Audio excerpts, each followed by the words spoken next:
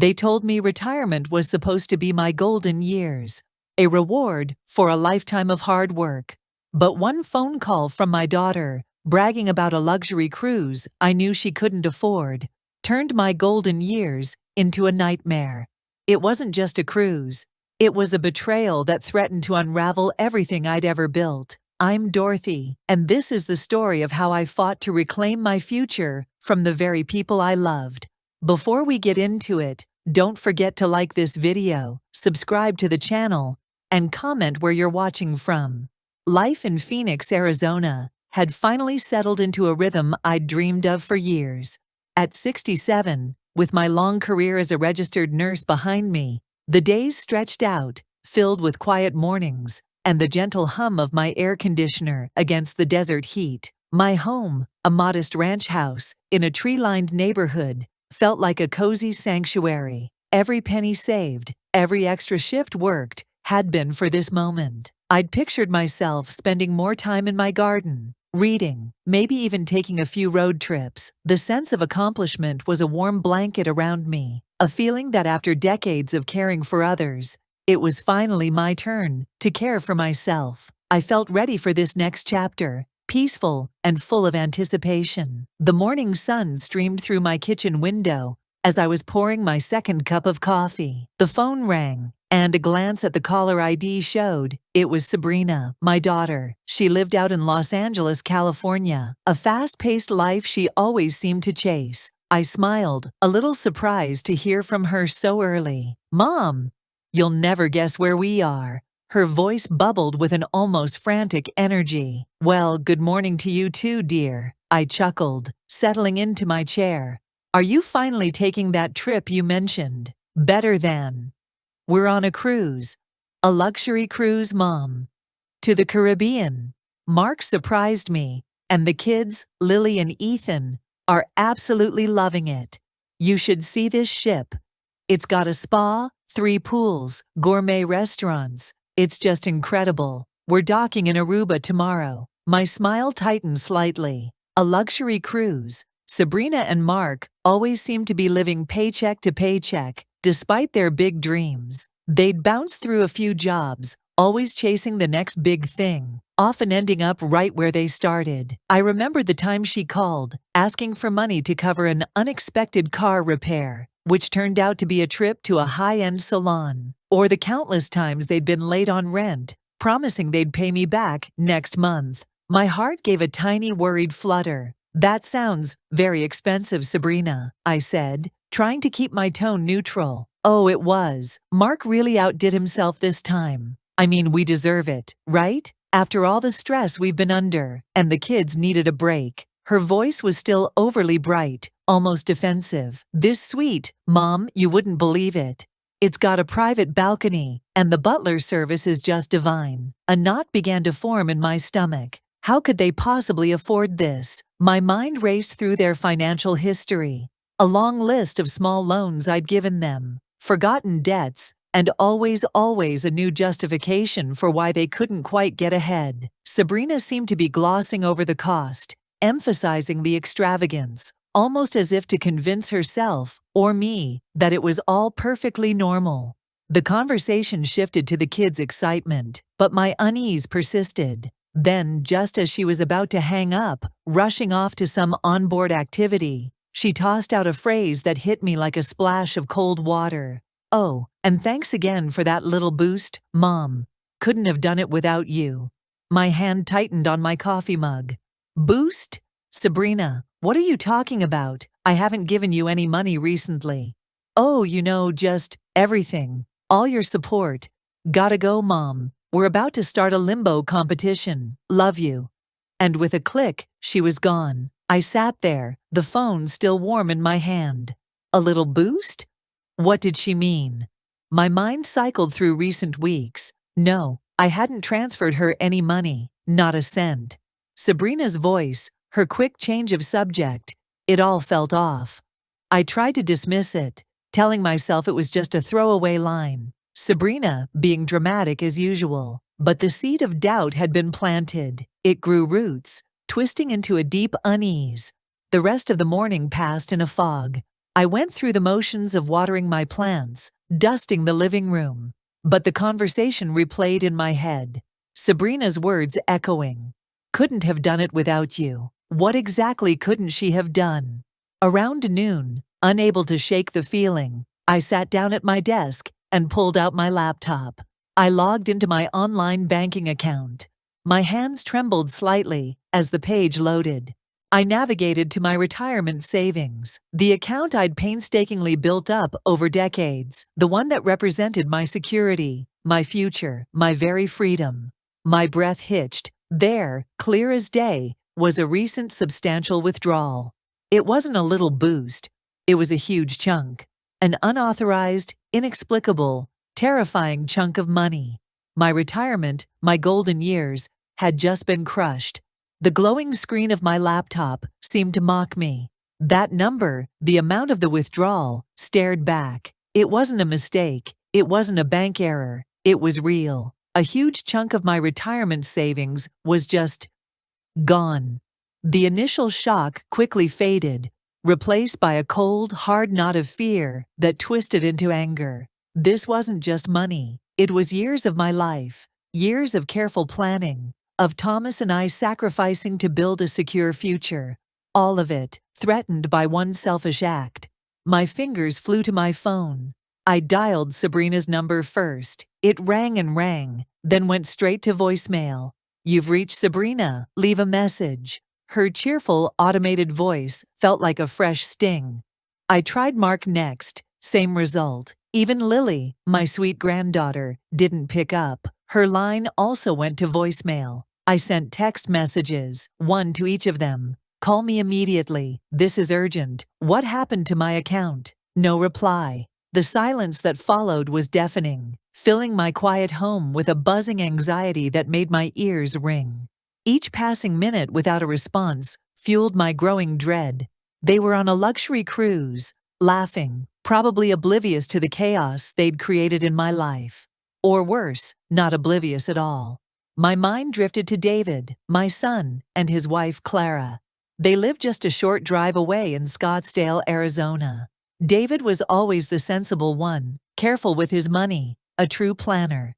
Clara, too, was grounded and kind. I'd often heard them subtly express concern about Sabrina and Mark's financial habits, though they always tried to be supportive. I'd seen the worried glances they exchanged when Sabrina would boast about some new, expensive purchase. Part of me yearned to call David, to lay out everything, to lean on his logical mind. But another part, a deep, raw part, held me back. A profound sense of shame washed over me. How could I tell my son that his sister, my own daughter, had stolen from me? The disbelief was still so strong, a bitter taste in my mouth. It felt like admitting a terrible failure, a failure in my own judgment, my own family.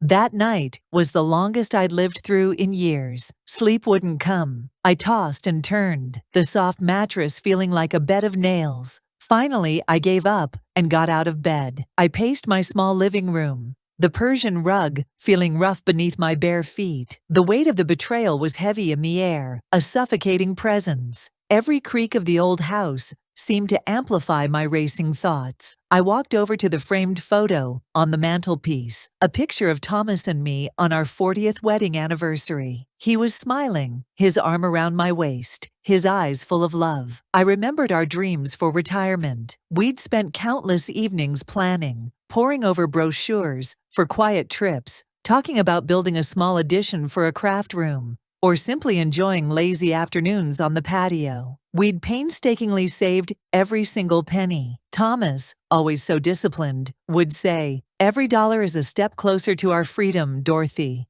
The memory of our shared sacrifice, of his steady hand and wise advice, intensified my pain. How could all that effort, all that love, be so carelessly tossed aside by someone I loved just as much? A wave of grief for what we had built and what was now threatened washed over me. But then a stubborn resolve began to simmer beneath the pain. I wasn't going to let this crush me. I wasn't a victim. I had worked too hard, and Thomas had worked too hard, for it all to vanish like smoke. This wasn't just about the money. It was about respect, about justice, about reclaiming my future. I walked to the small mahogany desk in the corner of the living room, the one Thomas had used for all his important papers. With a determined breath, I pulled out old financial documents, bank statements, utility bills, receipts from years ago. Then I found it, Thomas's old desk journal. He'd meticulously noted down every significant financial transaction, every investment, every loan, big or small. His neat handwriting filled the pages. I flipped through, searching for anything that could shed light on this mess, anything that could help me understand how Sabrina could have done this. I needed to see the full picture, to document everything. I was going to find out exactly what happened, and I was going to get answers. This wasn't over, not by a long shot. The sun had barely risen over the McDowell Mountains, but I was already dressed, fueled by a nervous energy. My first call had to be to Mr. Albright, my financial advisor. His office was in downtown Phoenix, a calm, dependable presence in the bustling city. Thomas and I had trusted him for over 30 years. He'd seen us through stock market ups and downs, patiently explained complex terms, and always kept our retirement dreams in focus. My hand trembled as I dialed his office number. "Mr. Albright's office. This is Susan," his assistant answered, her voice cheerful. "Good morning, Susan. It's Dorothy Reynolds. Is Mr. Albright available? It's quite urgent." My voice was a little shaky, but I tried to sound steady. A moment later, Mr. Albright's calm, familiar voice came through the line. "Dorothy, good morning. What can I do for you?" "Mr. Albright, something terrible has happened. I checked my retirement account online, and there's a large unauthorized withdrawal. I don't understand it." There was a brief silence on his end. "Unauthorized, Dorothy? Are you sure? Let me check on my end. Can you give me a moment to pull up your records?" I waited, listening to the soft clicks of his keyboard. The seconds stretched into an eternity. Finally, he spoke again, his voice now tinged with concern. "Dorothy, I see it. A significant withdrawal, indeed. And it looks like it was executed with a power of attorney document. Did you recently sign one over to anyone?" My heart plummeted. "No, Mr. Albright. Absolutely not. I never signed any such document for anyone, especially not for that amount." Another pause, longer this time. "Dorothy," he said slowly, "I'm looking at the document now, the signature. It doesn't look quite right. It appears to be a crude forgery." The word hit me like a physical blow. Forgery. My own daughter. The idea was almost too much to bear. My stomach churned. It wasn't just taking money. It was a deeper, colder betrayal. This wasn't a misunderstanding. This was calculated. "Forgery," I whispered, the word tasting like ash in my mouth. "Yes, Dorothy. This is very serious. This is a criminal offense. We need to secure your accounts immediately. I've already put a temporary hold on further transactions from this account, and I recommend you contact all your other financial institutions as well. You should also consider legal action, both to recover the funds and to address the fraud." He sounded grim, his usual calm replaced by a grave seriousness. He explained the legal ramifications, the seriousness of a forged power of attorney. My head spun with words like felony and prosecution. After hanging up with Mr. Albright, my mind was a whirlwind of hurt and confusion. I needed to talk to someone who understood, who wouldn't judge. I dialed Evelyn, my closest friend, who lived in Chandler, a short drive from me. Evelyn had been my rock through so many life changes, including Thomas's passing. "Dorothy, what a nice surprise," Evelyn said, her voice warm and welcoming. "Evelyn," I choked out, and the dam broke. The tears I'd been holding back all night and morning finally flowed freely. I told her everything: the cruise, the vague hint, the sickening discovery, Mr. Albright's words, the forgery. Evelyn listened patiently, her quiet hums of understanding a balm to my raw nerves. When I finished, she didn't offer platitudes. Instead, she said, "Dorothy, this is awful, truly awful, but you are strong. You've faced so much in your life and come out on top. Remember when you nursed Thomas through his illness. Remember how you managed everything after he passed. You are not someone to be taken advantage of. You will get through this, and I'm here for you, every step of the way." Her words, simple and true, were exactly what I needed. They didn't fix the problem, but they reminded me of who I was, resilient. This conversation helped solidify my resolve. Evelyn's faith in me was a mirror reflecting my own strength back. Wiping my tears, I felt a new determination surge through me. I wasn't going to let this happen. This was my life, my future, and I would fight for it. I went to the small filing cabinet in my home office. I pulled out every financial record I possessed, bank statements going back years, investment summaries, tax documents, even old receipts for large purchases. I found Thomas's meticulously kept record books, cross-referencing everything. I started a new notebook, labeling it Sabrina's Debt. I wrote down the date and time of Sabrina's call, the exact amount of the unauthorized withdrawal, Mr. Albright's findings about the forgery, every little detail. I knew this would be a long fight, and I needed to be prepared. Before I went to bed that night, exhausted but resolute, I called Mr. Albright again. "Mr. Albright, you mentioned a lawyer. Can you recommend someone good for this type of situation?" "Thank you, Mr. Albright," I said, a flicker of hope igniting in my chest. "I'll call him first thing in the morning." Next morning, the lawyer's office was a modern space of hushed voices and polished wood. Robert Vance was exactly as Mr. Albright had described him, sharp, with an air of quiet authority.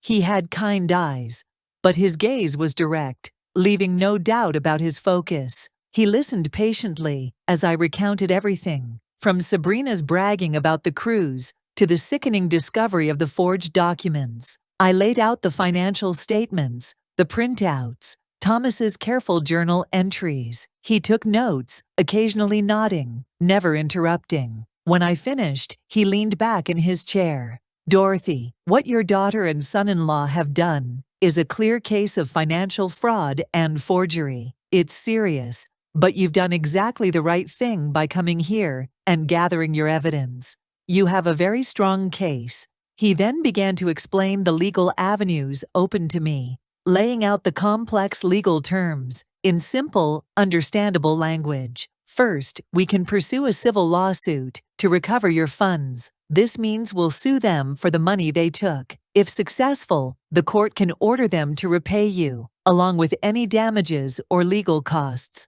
My mind absorbed his words, weighing each option. "Beyond that, because of the forgery and the deliberate act of taking your retirement savings, there's also the potential for criminal charges. This would be a separate process, involving law enforcement and the district attorney's office. It could lead to their arrest and prosecution." He didn't sugarcoat anything. He laid out the potential timelines, explaining that legal processes can take time, but also assuring me that swift action on our part could push things forward. "The key," he emphasized, "is solid evidence, which you've already started to gather. We need to be meticulous, documenting every transaction, every communication." Together, Mr. Vance and I settled on a strategy. It would be a multi-pronged approach aimed at maximum impact. "Our immediate priority," he stated, "is to ensure no more funds can be taken. We need to freeze any other accounts that might be vulnerable. We'll start with formal demand letters to Sabrina and Mark, making it clear we know what they did and what the consequences will be. If they don't comply, we prepare for a lawsuit. We aim for swift and decisive action, Dorothy." I nodded, feeling a sense of clarity emerge from the chaos that had consumed me. This was the path forward. This was how I would fight back. The first strike came swiftly. Under Mr. Vance's expert guidance, formal legal notices were drafted. These weren't just polite requests. They were stern, official documents that left no room for doubt. They demanded immediate repayment of the stolen funds and a full accounting of all their transactions. The letters clearly stated the serious legal consequences they would face. including potential criminal charges for forgery and fraud if they failed to cooperate or return the money. We sent them certified mail, ensuring proof of delivery to their address in Los Angeles, California. The days that followed were filled with a gnawing tension. I checked my email constantly, hoping for a sign, a frantic apology, anything. But there was nothing. Silence. Deafening, frustrating silence. Each unanswered phone call, each ignored text, each passing hour without a word from Sabrina or Mark chipped away at my patience. My internal struggle continued. Part of me, the mother's heart, still clung to the hope that this was all a terrible misunderstanding, that Sabrina would suddenly see the error of her ways and make it right. But the colder, more logical part of me knew better. Their silence was a calculated move, a desperate attempt to ignore the problem, hoping it would simply disappear. Yet, despite the silence, my resolve only hardened. I thought of Thomas, of our shared dreams, of the years of work we'd put in. I wouldn't let their greed destroy our legacy. Then the phone rang. It was David, my son. His voice, usually steady and calm, was tinged with concern. "Mom, have you heard from Sabrina lately?" "No, David, not since before." "Well, no. Why?" I asked, feigning ignorance about the specific issue. I still wasn't ready to tell him everything just yet. I've been seeing some weird things on Mark's social media, vague posts about tough times and unexpected challenges. And I tried calling Sabrina, but she hasn't picked up. Is everything all right? A tremor, just a small one, but I felt it. It was the first sign that the legal hammer, silent as it had been from my end, was beginning to have an effect. They might have been silent, but they weren't immune. Mark's social media hints, even vague, suggested their carefully constructed world was beginning to crack. Dorothy felt a mix of grim satisfaction and renewed determination. They were feeling the pressure. This was just the beginning. Days turned into a week, and the silence from Sabrina and Mark remained.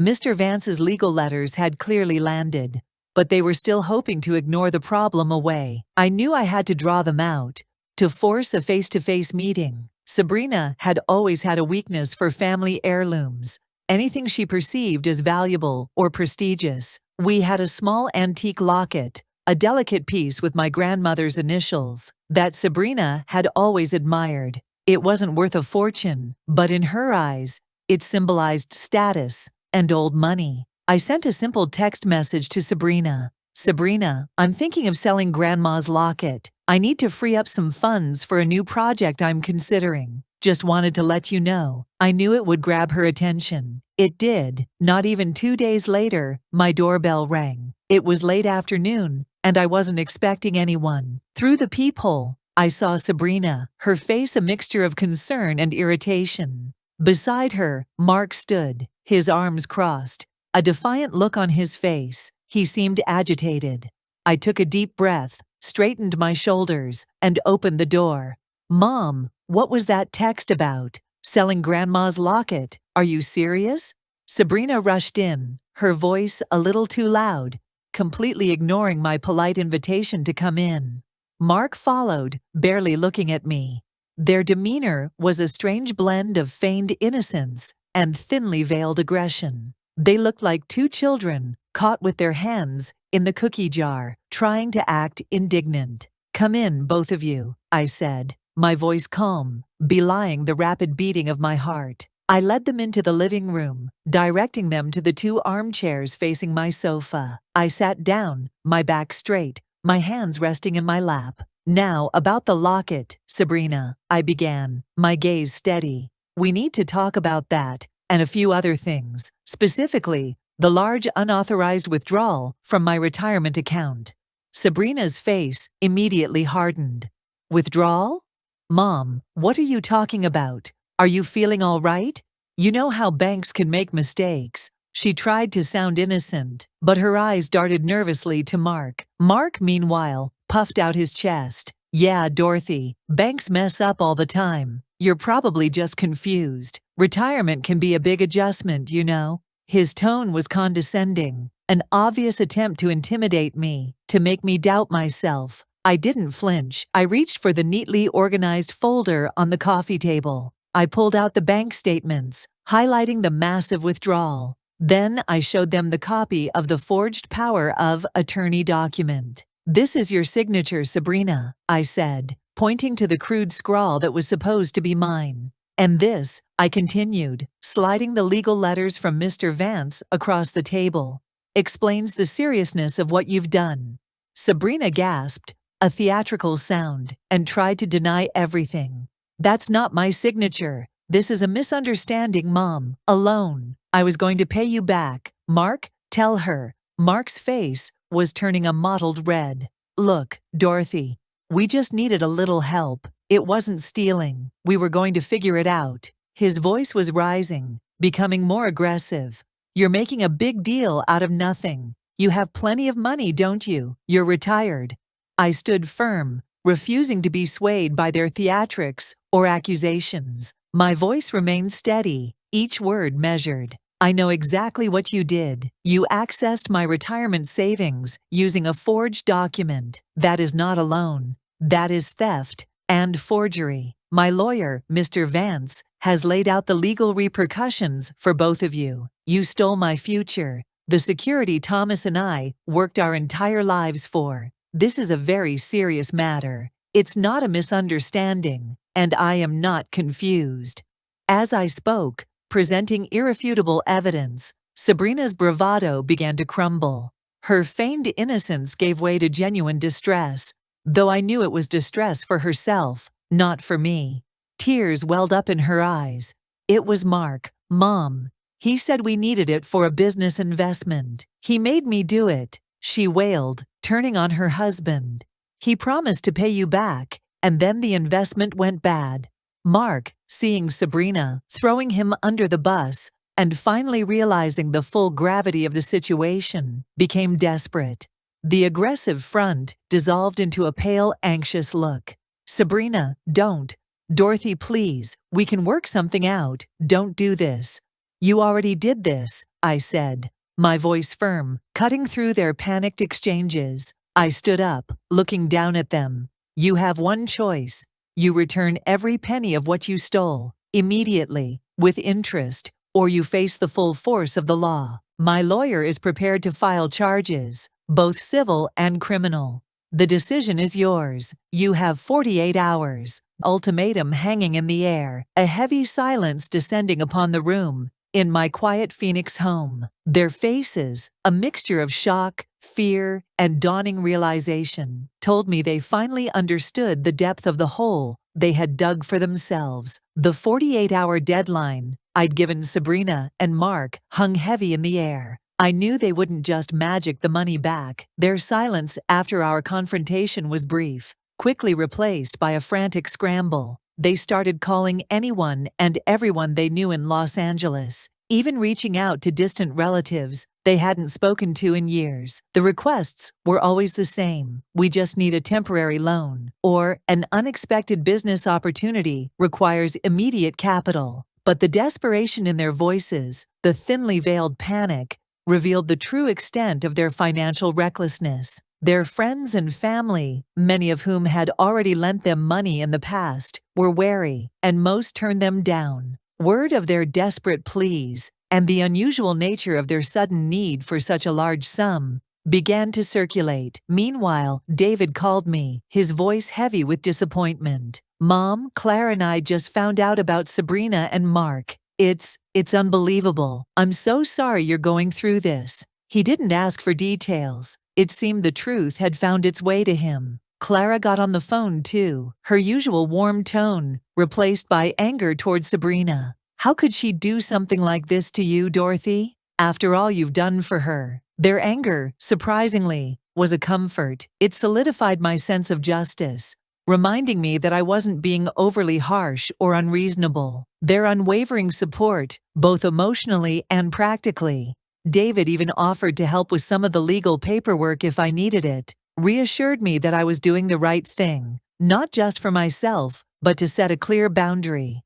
Back in Mr. Vance's office, the legal pressure continued to mount. He wasn't waiting for Sabrina and Mark to make their move. Following our strategy, He filed additional motions, requesting that more of their accessible assets be frozen. This included accounts linked to their various short-lived businesses, and even some property they owned jointly. These actions weren't about taking everything they had. They were about making it increasingly difficult for Sabrina and Mark to maintain their lavish lifestyle, to pay their bills, to live comfortably without addressing the debt they owed me. The intention was to apply pressure, making their daily lives challenging, forcing them to confront the reality of their situation. The effects began to ripple outwards, beyond just their financial struggles. Word of Sabrina and Mark's woes and the underlying legal troubles started to spread within their social circles. In their desire for quick money,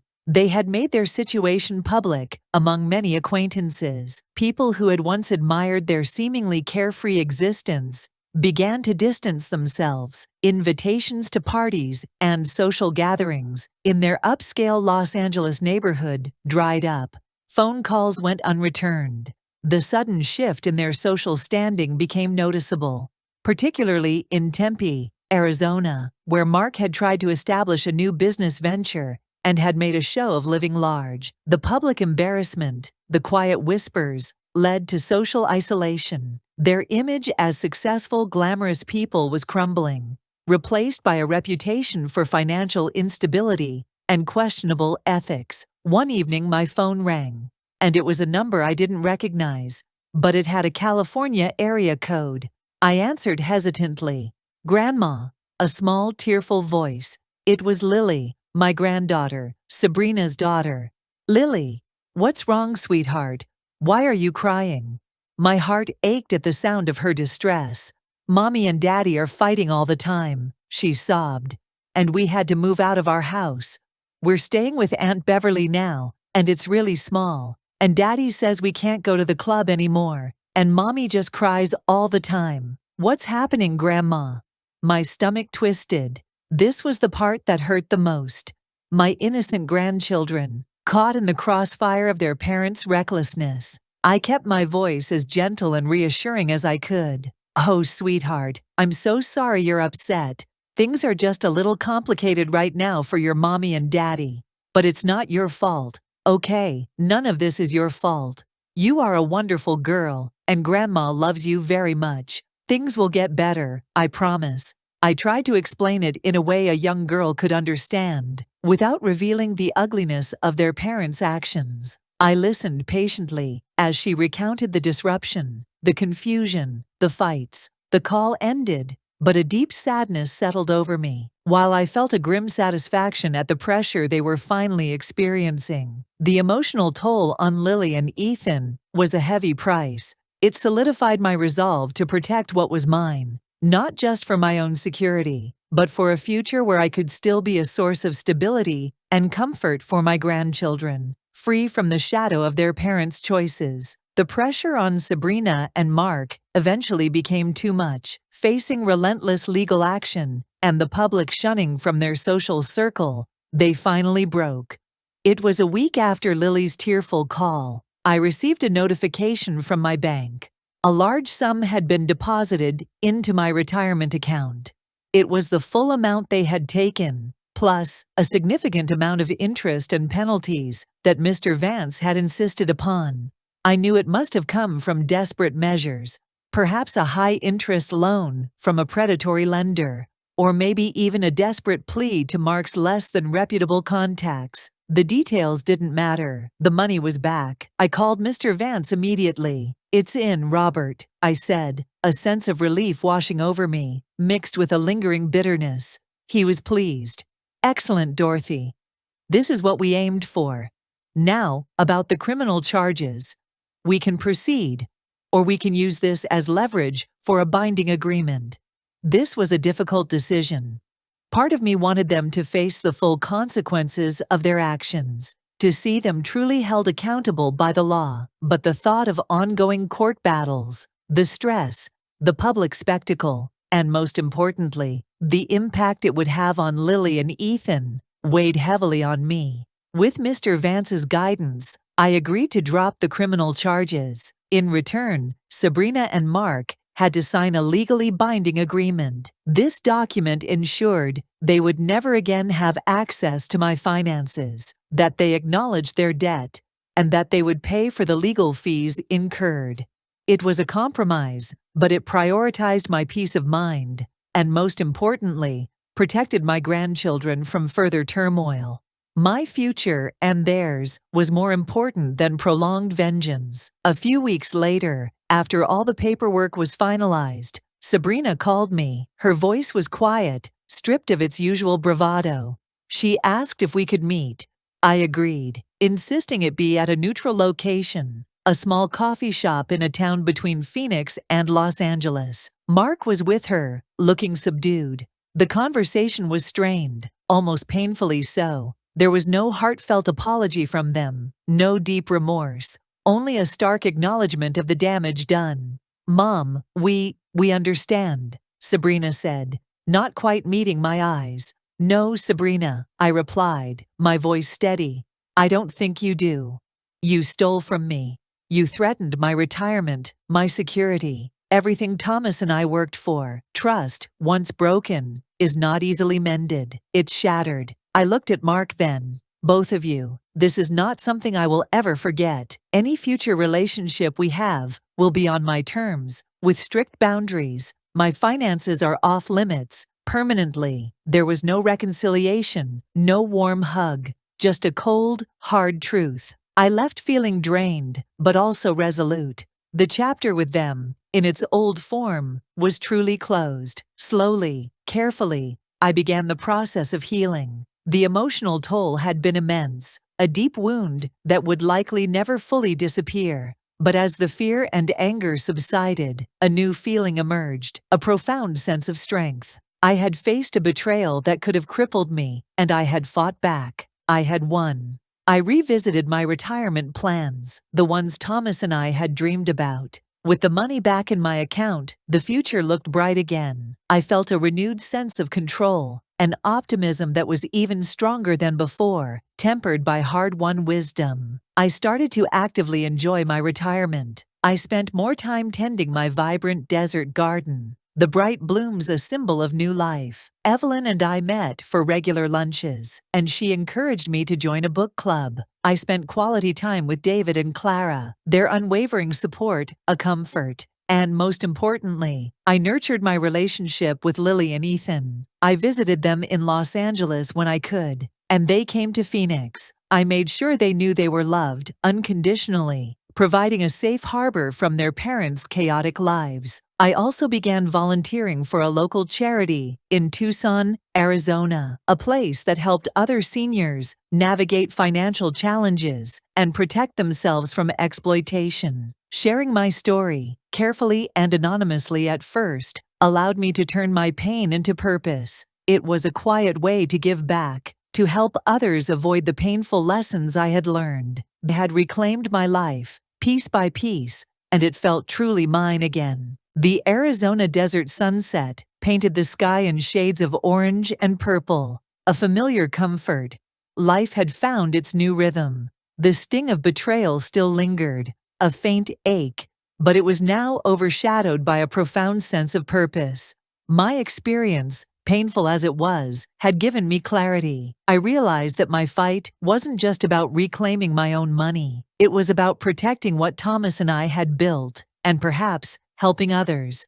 That realization led to a new project, one that truly transformed my pain into something meaningful. I decided to establish a small financial literacy fund in Thomas's name, dedicated to educating and empowering older adults to protect themselves from financial exploitation. I worked with a local community center in Tucson, Arizona, putting together workshops on understanding financial documents, identifying scams, and setting up secure online accounts. Thomas, with his meticulous nature and dedication to planning, would have loved it. Every time I shared a tip or saw a light of understanding in someone's eyes, I felt his presence, a quiet confirmation that his legacy was being honored. My own vigilance remained. I regularly reviewed my bank accounts, checked my credit report, and stayed informed about new financial scams. I shared my story, carefully and with trusted friends, at community gatherings, and even with some of the participants in my workshops. I didn't broadcast it widely, but the quiet conversations, the hushed acknowledgments from others who had faced similar situations, showed me how common this issue was. I became a quiet advocate for elder financial security, a voice of caution and empowerment. My story became a testament to the importance of being aware and standing firm. Years passed, and Lily, my granddaughter, grew into a remarkable young woman.